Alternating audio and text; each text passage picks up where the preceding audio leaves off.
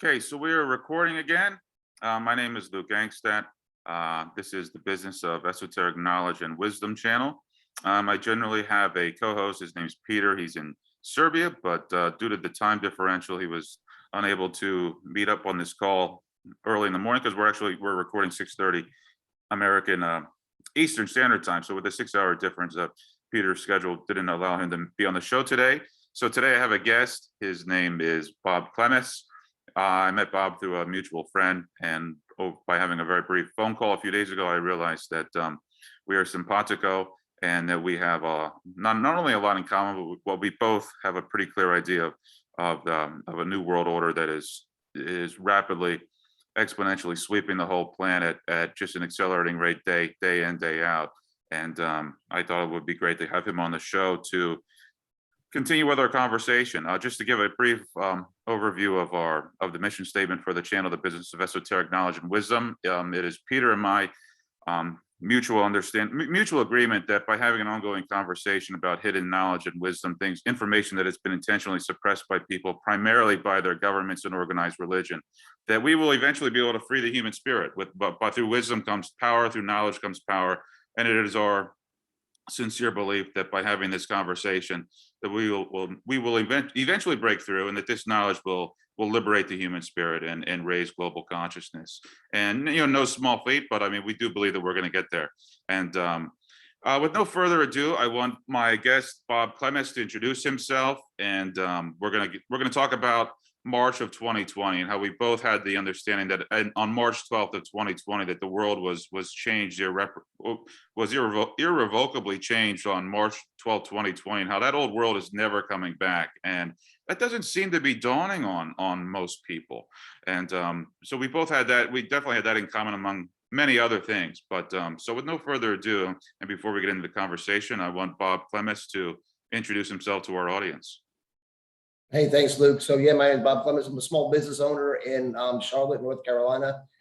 Originally from New Jersey, but have lived in Charlotte for probably outside of Charlotte, Indian Trail, for 30 years. Been married for 30 years, 3 children, and but yeah. So, and I'm not a conspiracy type of person or anything like that. I mean, I've always felt that. I don't trust the government for the most part. We're not as free as we think we are in this country. I've always thought that, and that's just, to me, that's just common sense, right? Mm-hmm. I mean, just look around at what happens to ourselves if we don't pay our taxes or things like that. And so, I felt like, but it's about as good as it's going to get, right? In the world that we live in, we're as free as freer than most of the world. And so, blessed to be an American is how we see it. And so I remember per our conversation a few days ago, and we were definitely mutual agreement with this, and that is that on March 12th of 2020, when all the world's governments in one fell swoop, globally coordinated to lock the entire world down, that this was the most unprecedented event in all of our lives, and probably in all of recorded history that we know of. But most people have now, whether we're like a little 2 years on, have just kind of pass it off with a shrug. It's just business as usual. I mean, it was par for the course. I mean, the world governments did what they had to do. I mean, they were faced with an unprecedented problem, so they made an unprecedented decision just to lock the whole world down, as if none of them with half a brain can realize that that the only reason that you shut down society is to destroy society. That if you did have a veritable virus out there that was going to kill 90% of us, the greatest way to mitigate this is to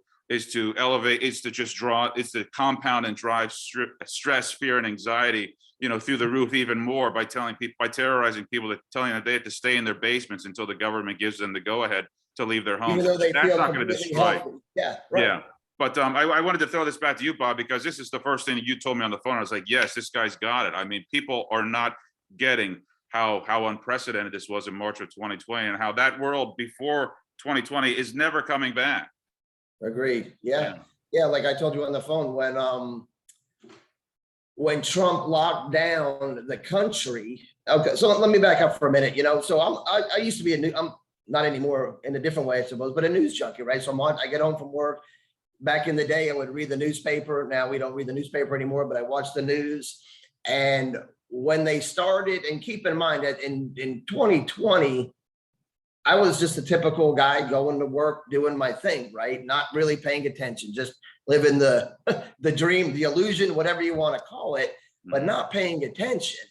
And for whatever reason, when they started talking about COVID and things like that, I mean, I remember watching Fox News and they had a big white map of the United States up behind the host. I forget who it was.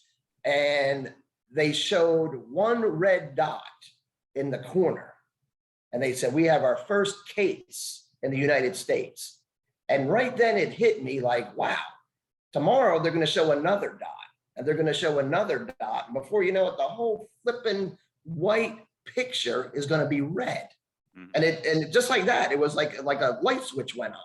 Yeah. And so I'm just watching it and I'm seeing everybody's reaction in my house, you know, my wife and kids and whatever. And, you know, not big concern, you know, whatever. They're just like, you know, but I felt like we're getting ready to be played here, you know, and I didn't say anything because you can't think outside like that because people look at you like you're nuts. And so you keep, and I'm sure you feel the same way. You keep most of the stuff inside, which is really difficult for people like us because you feel that things are true and happening, but yet nobody else sees it. And if you express it to somebody, you're looked at like, oh man, like you're a nut job, right? So I keep that to myself. I don't say anything. But next thing you know, of course, here comes more and more and more. And they start talking about the mask wearing, and I just wasn't buying it. And I'm not a smart guy. I just was not buying it.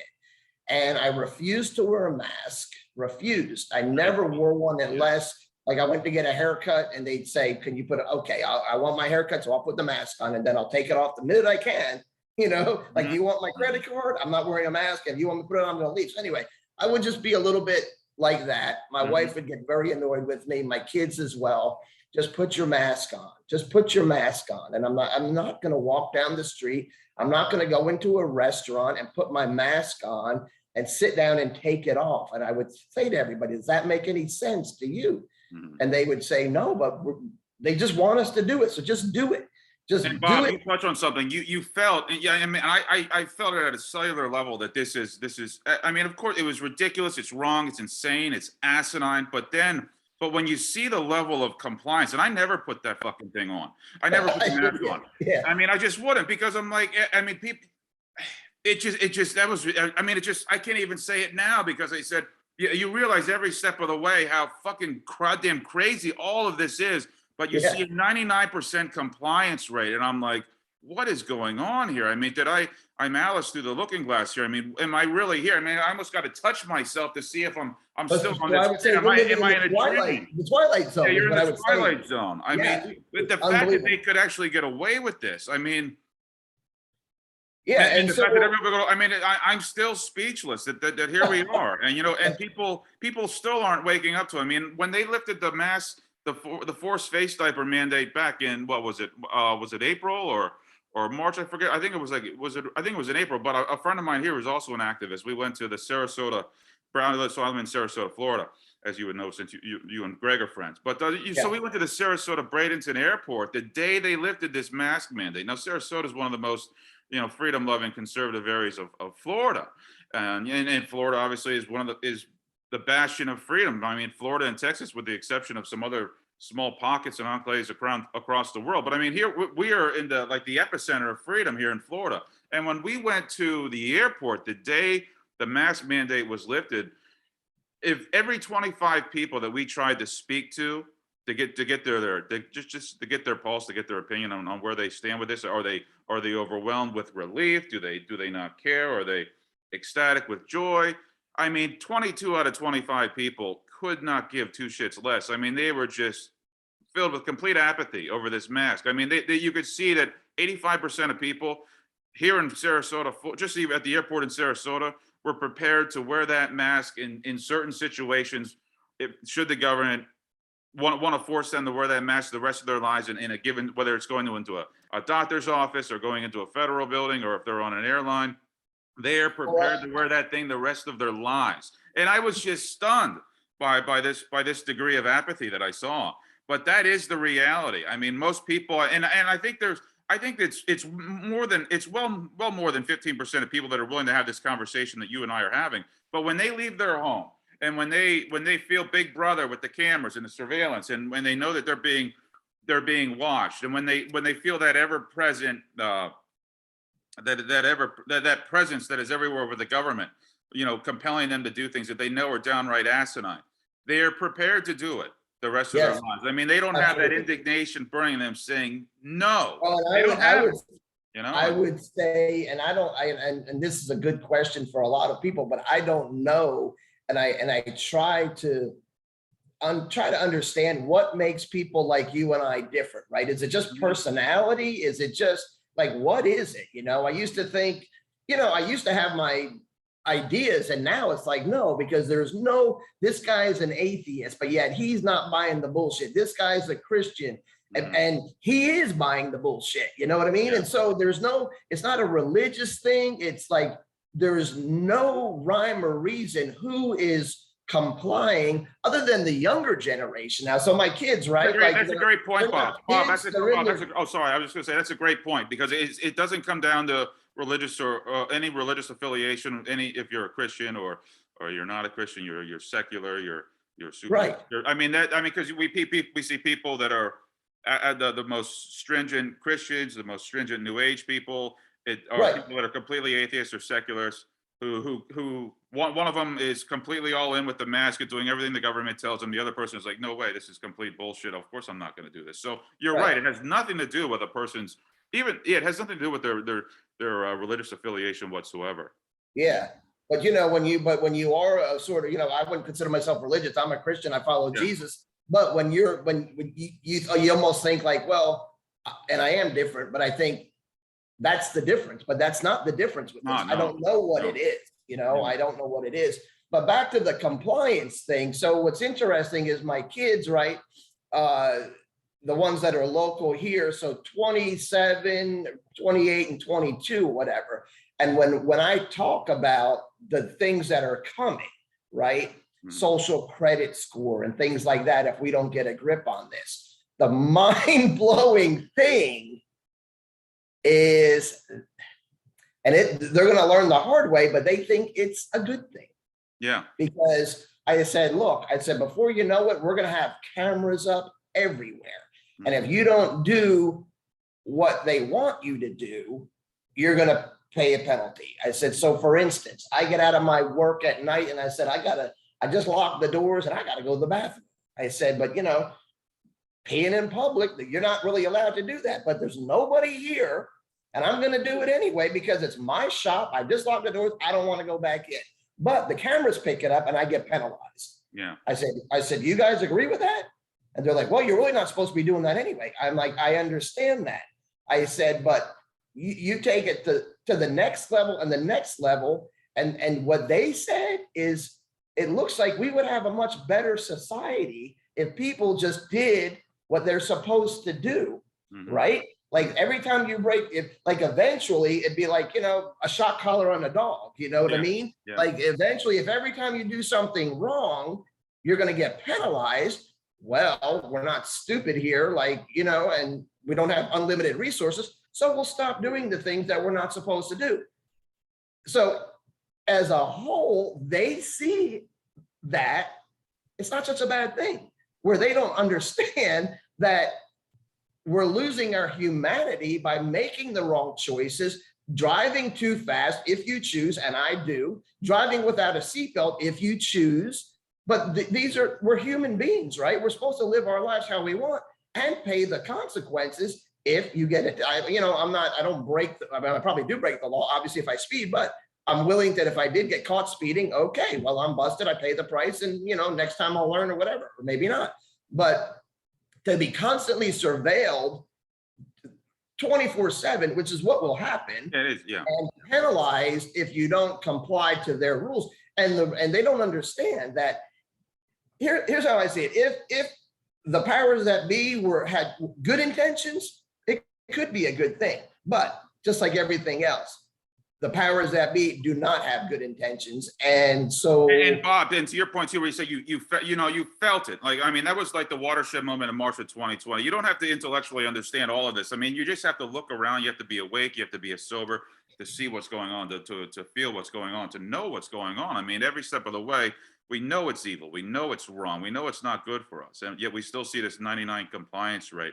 And to your point about how the younger generation especially thinks that this new world order where the government controls every facet of your lives and has the ability to record everything that you're doing. The reason that they're I mean, one of the primary reasons why they're so willing to go along with it is because they know absolutely nothing about history. I mean, in particular, just the 20th century alone, they know nothing about the atrocities in the Soviet Union or Italy and any other place where communism or an unbridled dictatorship has been able to run loose on a society. They know absolutely nothing about it because these same powers that be, the government and their mainstream media mouthpieces control all the flow of information, and they make sure that people that not just the younger generation, but even people our age, even older than us, know nothing, next to nothing about communism. And this is something, I don't know if you're familiar with Jordan Peterson, but I remember him doing a video. He's the Canadian psychiatrist who became, so you know him, yeah. He became internationally famous with over the pronoun gender controversy. But he's even said this, that he said, and he's not a conspiracy guy too, even though I am. But I mean, nevertheless, that point is moot. But he said that when you look at the atrocities that happened just in the Soviet Union alone, the fact that it is in common knowledge in Western society, he said that in and of itself is a conspiracy. He said it should be. He said it's one of the greatest hidden secrets in the history of the world is what happened in the Soviet Union. 66 million people systematically, tortured and murdered in the Gulag Archipelago. I mean, by all rights, this should be common knowledge, but it's not. And why is it not? I mean, and to add to Jordan Peterson's point there, Bob, the only reason I am well versed in what happened I mean, it's not even fair for me to, I'm overreaching myself there, but the only reason that I'm even vaguely familiar with what happened in the Soviet Union is because a very good friend of mine introduced me to the author Alexander Solzhenitsyn. I don't know if you're familiar with him, but Alexander Solzhenitsyn was the fact that we have done everything we can in our lives to educate ourselves and become knowledgeable of what's going on. Alexander Solzhenitsyn was the Russian who wrote the Gulag Archipelago, and he won the Nobel Prize, I think in 1970 or 1972, for his work exposing the atrocities in the Soviet Union. But my point is, the only reason I'm really familiar with him is because a very good friend of mine introduced me to him. Right. You didn't learn it in school. Why? Because this is intentionally kept from us. Well, and to your point with that, so as all this nonsense is going on, I've always tried to have conversations with people, right? And so it was during the lockdowns. I'm a veteran, so I was going to the VA, for a well visit or something. I forget what it was, but but it was closed, right? Because of whatever. It might have been a holiday. I'm not really sure, but I went over there maybe to pick up my blood pressure medicine. I forget. Anyway, outside was a security guard with a heavy accent, right? Like, so he wasn't from here. And so I'll say to people, I don't do it as much anymore because I'm just tired of it, man. But I'd say, what do you think about what's going on? Right? Just a complete stranger. Mm-hmm. And we had a great conversation. And he said, why doesn't anybody in America see what's going on? Why don't they see what's happening? This happened in my country. I forget where he was from. I don't recall. But he said, it happened in my country and it's happening here. And he said, and nobody sees it. My plan was to go back to him one day with my phone and take a video, and kind of post it on wherever, just to wake people up. I never did it, whatever. And most recently, I was waiting in line at Restaurant Depot around the way. And this guy was behind me. And I don't, once again, if you're a people person, you don't even know how these conversations start, but they just do, right? You get it. And so I said something to this guy in regards to something. Food. Oh, it's probably food. We were in a food place. So it's probably talking about the food, prices going up, shortage of that. And I looked at him and I asked him, and he said, I'm from Bosnia. And he said, what the fuck is wrong with you Americans? He said, why doesn't anybody see what's happening? Yeah, it's because they're brainwashed. I said, it's not all of us. And he goes, I can tell. It's not you. But I said, and it is most of us. But and so I said, I said, and it was like, just like off the cuff. I said, the only thing that I could come up with is I said, we were born here. We were blessed to be born here, and we don't know anything different. Shit happens over there. It doesn't happen here. Everything happens. There's war, it's there. And that's all by design, right? Yeah. There's famines, it's over there. There's this. We're Americans. We are blessed, and nothing happens over here. We watch it happen to other people. And he looked at me and he goes, yeah, I guess that makes sense. He goes, but it's happening here. I said, I know. And and many do, but majority don't, which is the scariest part, because collectively, and I guess that's why I get passionate and I get pissed off a lot, because this doesn't need to happen. It doesn't need to happen. But I was amazed back to the whole, beginning of it, that America, we just caved just like that. Yeah, and it took like, nothing. That's what and I would say that's fear, but I'm not even sure if it's fear, because I said no one in my household was afraid of COVID. Yeah. Nobody was. But they said, just wear your mask and do what you're told. My own family told me, and they were mad at me because, you know what it is? I think people want to, they're afraid to stand out in this country. They want to. And that's what shocked me, was how little it took for people to comply with this. Right? I mean, they didn't have to see a family member or a neighbor getting deathly ill or coming down with some mysterious illness that had never been identified, or they didn't see them with some unusual set of symptoms that they haven't seen before. All it took was one word from the government to say, hey, there's something out there that's really scary. You have to stay in your house until we give you the go ahead to leave your home again. It's like, boom, okay, we're all going to do it. We're all going to do it. I mean, people talk about how courageous they are or anything. I mean, but I mean, that's when the rubber hit the road. That's where we saw what people are made of. I mean, that's where we saw that how successful, the brainwashing program in the United States has been. I mean, we talk about Russia and Russia's propaganda. I say, come on. I mean, look at the United States. I mean, since the end of World War II, since the advent of radios and moving pictures, I mean, there has been an all-out 24/7 concerted effort to brainwash, especially in the United States. Yeah, and even I agree with you, but even if you don't agree with that, look at what's happened in the past. Censorship, like that's a common word now with America, where before freedom, we thought, and maybe we've always been like, I look back now and I think it's just obvious now. I personally, I'm coming to the conclusion that, just like you said, it's all been propaganda. It's all lies. The news, I don't care if it's Fox News, I don't care if it's CNN, two sides of the same coin. And they're pitting people against each other, conservative, liberal, all that. And it's all by design to get people back and forth about, and things are important, believe me, there are important issues in the world, but we're divided, divide and conquer. And they've been doing that, and always got to, vote for the Republican if you're on that side or whatever. And we don't see ourselves as together. And so, I think the COVID stuff made it worse. It's divided people even worse, because then it became the mask wearers and the non-mask wearers. And here's the thing. I'm sure it's the same with you. I've lost friends over this, but I've also got another group of friends. Oh yeah. You'll be one of them, I'm sure. Yeah. So we're kind of getting our tribes together. It feels like it anyway. But I remember a friend who's no longer a friend, and whatever, and I'm good with that, because we need to stick around the people, surround ourselves with like-minded people, especially if we know what the truth is. And he screamed at me that I am the problem because I won't wear a mask. And so because of people like me, we have the problem that we have with COVID, because if you just did what you were told, we would get out of this. And I'm just like, you're a freaking idiot. That is not how this is going to work. We're never going to get out of this. Yeah. And what's funny, like I said, my mindset has changed over the past 2 years. But when it first started and they put us on lockdown, and I sell pretzels to breweries. That's what I do. It's very easy business. When it wasn't easy to get it started, but it's easy now, whatever.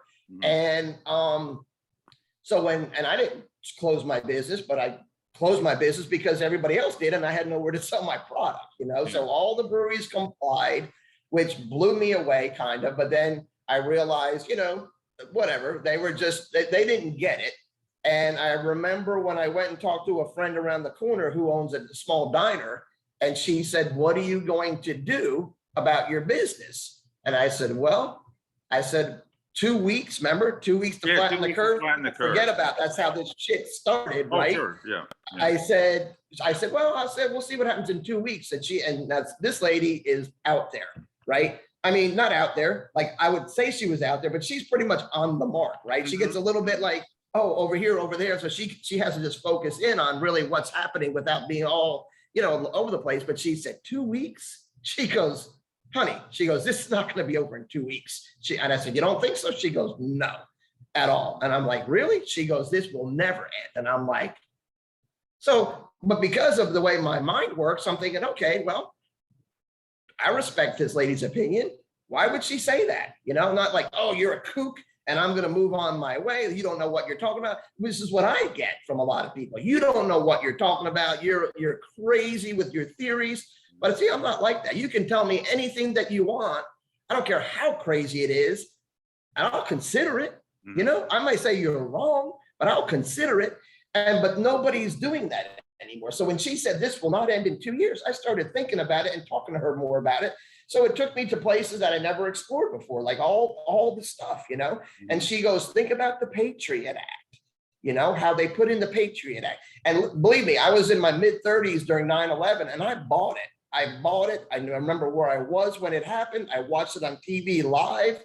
I bought it 100%. So when Bush put through with the Patriot Act and everybody, the crazy conspiracy people were all up in arms, I'm like, what is wrong with everybody? This is for our protection, right? This is good. I'm not doing nothing wrong. If they want to listen to my phone calls, I'm good. I'm not doing anything wrong. They're trying to catch the bad guys here, right? So I bought that, and people, and most people did. And unfortunately, most people still do. Yeah. But 10 years later, I had an injury and I was home for probably 4 months with nothing to do. And back in 2001, there was no social media. There was no YouTube. There wasn't anything. All you got was the news, and that was it, unless you were some other type of person that had a source of information. But when I started looking into 9/11, I realized BS. Whatever we want to think about it, it was allowed to happen. Whatever, there's so many theories out there. And so when I realized that the government would allow 9/11 to happen, however you want to be, that's another discussion, I suppose, but they let it happen. Well, now all of a sudden I think like, well, the government's not on our side. No, no. And so but I never thought that, right? And so then and Bill, Bob, excuse me, Bob, when that realization dawns on a person that the government would left 9/11 happen, and obviously if you do like a cursory investigation of the JFK assassination, I mean it's just none of the details add up with any of this, with the JFK assassination, with 9/11. Right. I mean, none of it does. I mean, you have these supposed terrorists showing up at the airport in Maine. Was it to get a transfer flight to Boston? And they're at the airport. They're caught on cameras at the airport parking lot 25 minutes before the plane takes off. I mean, we talk about the magical passport where everything else was incinerated in the plane, but somehow or another, one of the terrorist passports landed immaculate on the sidewalk. I mean, Rumsfeld not finding out about the plane hitting the Pentagon until 15 minutes later because after his secretary came in and told him what happened. I mean, these are just a couple of details, but when you look at the whole mountain of evidence, we know that something else is going on here, and it has nothing to do with the official narrative. So when this realization dawns on people that things aren't not only are things not as they seem, but they are nothing like they seem. They are nothing like we are being told they're like from by our government and the mainstream media. There's a reckoning that has to take place in order to accept the fact that what is indeed happening, what's actually happening is inconceivable. It's unthinkable for the great majority of people, and that is that our governments are effectively terrorist organizations. That they effectively are. They are terrorist organizations that use every terrorist tactic to scare the living shit out of people, to keep them in a perpetual state of fear in order to control them. That's what they are doing. And that is unthinkable Yeah. for most people. They can't even entertain that idea. I mean, I would be the kookiest, craziest guy for even entertaining that idea. But when you put all the when you take all the breadcrumbs and put them together, that is what we see. I mean, it's Yeah. staring us in the face. Yeah. Yeah, and it's connecting the dots, right? Like I have Yeah. these discussions with, family members and a lot lately with my brother who doesn't see it. Mhm. And they'll pick apart one thing. And I'm like, okay, that's one thing. Yeah. For instance, the shooting that just happened in Texas, right? Mhm. So he's a cop, used to be a detective. Okay, that's a big interest of his. And so, even when the shooting happened, before I even knew anything, because people have been saying these things are going to happen, right? The crazy conspiracy people say we're going to see a lot of mass shootings. And so you can blow them off and say they're nuts. But then when a shooting happens, you're like, well, why did that guy say, how did he know that this is going to happen? So when they start happening, the Buffalo, the Texas, I'm thinking like, well, something is going on. I don't know what it is, but I'm going to look into it. So I started a discussion with my brother about like the day that the news was breaking 2 weeks ago. And I'd say things like, wouldn't you think the school would be completely locked down? Like when my kids are all in their 20s and when they were in elementary school in a small town in North Carolina, we could not even get near a classroom. And this is back in the darn 90s, right? Because ever since Columbine happened, the whole country decided, and rightly so, we need to secure the schools for the children. And so you couldn't get close to a classroom. And we're talking, we live in a small town and you couldn't do it. So I would say to my brother, like, well, how did this guy get in? Well, maybe they were too poor. He'd have excuses, right? Like they're too poor of a community to have any protection. Yeah. Or what about surveillance cameras? Well, not every school could have those, right? So I'm thinking, okay, that seems like logical, but let's wait and see how the story plays out. So as the story played out throughout the day, everything he had fell apart, right? Yeah. Like, why wasn't the doors locked? Well, it was, but a teacher went out and left it open. Oh, you don't see that as being? Well, no, that's just a coincidence. That just happened like that. Okay, that's one thing. Okay, what about the whole idea that they had this special AI system set up in that whole area that was supposed to pick up on whack jobs like that guy and know what he was? Oh, that system failed. Okay, well, that's another thing. Mm-hmm. What about the cameras? How come there is no video? Why didn't any security? So when you connect all those dots, you gotta say, I don't know what's going on, but it's not what they're saying. That's a great, Bob, you're making a great point because when you look, I mean, it's what we're talking about is circumstantial evidence, right? So you can pick apart individual pieces of circumstantial evidence, but when you put the whole together, whether it's on this Uvalde shooting or it's 9/11 or the lockdowns of 2020 or the Kennedy assassination, I mean, when individual parts can be scrutinized and people can play devil's advocate to support the official narrative, but when you put the whole mountain of evidence of circumstantial evidence together, you have something where you say this story makes no sense. What the government's feeding us makes no sense whatsoever. This is come on. The scary part of it, though, it's like me walking outside the door, getting struck by. It's like walking outside the door, getting struck by lightning, winning the lottery, and meeting Jesus all in the same day. But you know what I mean? I mean, it sounds like a ridiculous analogy, but it's not. I mean, when we put everything together, it's like there's no way in hell the official narrative is even remotely true. We're being sold a bill of goods, but it takes a lot of work. But here's the disturbing part. It takes a lot of work. That, go ahead. I was going to say it takes a lot of work to. It takes a lot of work to learn and to accumulate and to learn about the circumstance, the mountain of circumstantial evidence. It takes a lot of time to put those pieces together, right? It takes a lot of effort. Well, because you're not getting it from anything that you hear. You have to dig for the truth anymore. And then even when you find the truth, you got to question that, because even sometimes that's not true, because they're almost just like sometimes I think they're trying to make people look like they're crazy just by doing things to come back and say, well, see, you said this and that really is not true either. And I get it, right? So I'll say,